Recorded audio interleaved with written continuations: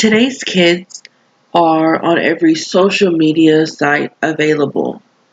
My teenage daughter is always posting and sharing and uploading pictures and videos. Most of the time, these sites are used for fun and interaction between friends, but there is always that darker side. Most of these networking sites, such as Facebook and Instagram, Snapchat, they have age requirements.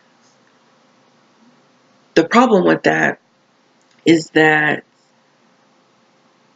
these age requirements for sign up are easily manipulated. Today's tech savvy kids can go in there and change their date of birth so that it fits within those requirements. And there's no way that these sites are catching that or monitoring that.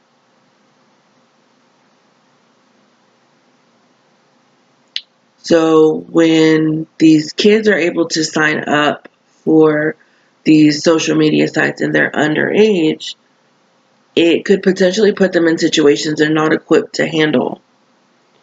According to Merriam-Webster Dictionary, cyberbullying is defined as the electronic posting of mean-spirited messages about a person, often done anonymously.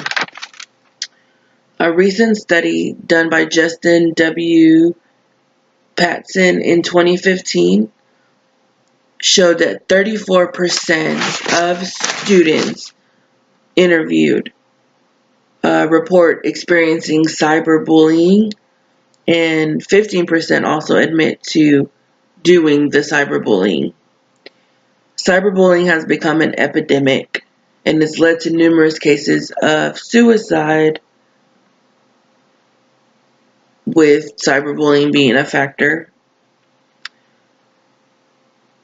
Kids get online daily and they're faced with bullying while they're online, but they don't have the skills to handle it.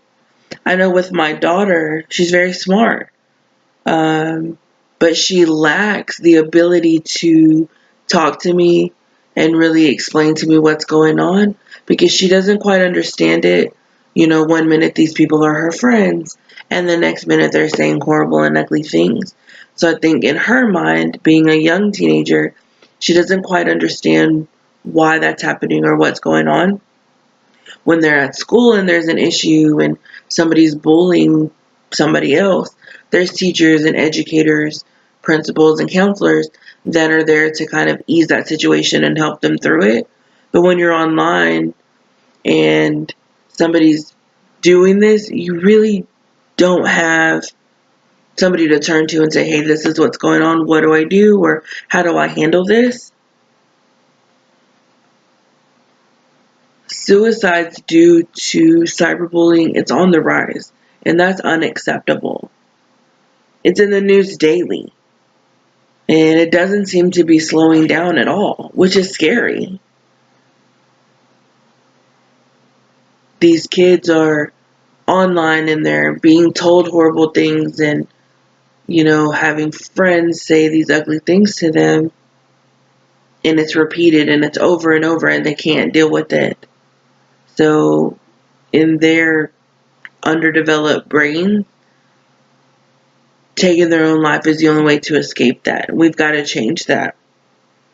Another issue with underage kids being able to access online websites like Facebook and Snapchat and Instagram. There's a lot of online sexual predators, and they use these sites to gain information about the whereabouts of these potential victims and their school information and home lives and all these things, because that information is out there and so readily available. Girls age 13 to 15 make up 75% of victims of the internet-initiated sex crimes. Online sex offenders, again, they use these sites that our kids are on and gain all this information and they use our children's vulnerabilities and access to them, to potentially turn them into victims. Parents can monitor their kids online, but only when we know that they're on those websites. I know me personally, my daughter's on sites that I had no idea she was on, some of these social networking sites. If the social networking sites didn't make it so easy to manipulate the age requirement boxes, and once we allowed our kids to get on those, if they also gave parents complete control and monitoring of what's going on those sites, then it would be easier for parents, like myself, to keep our kids safe. If we were able to make sure that our underage children weren't online in these things like Facebook and Instagram and sites like that, if we knew that our underage kids weren't on there, then we could reduce the amount of cyberbullying we see, which also would reduce the amount of suicides due to cyberbullying. We would also be able to keep our kids safer from these online sexual predators who are targeting underage children. And it just means that those age requirements that are there, they have to be made so that they cannot be manipulated, so that we can keep our kids safe. That's our job as a parent, is to keep our kids safe in every way possible. And this is something that is being neglected. And we have got to do whatever it takes to make it to where our kids are safe and still able to be online and do what they want to do and communicate with their friends like they want to.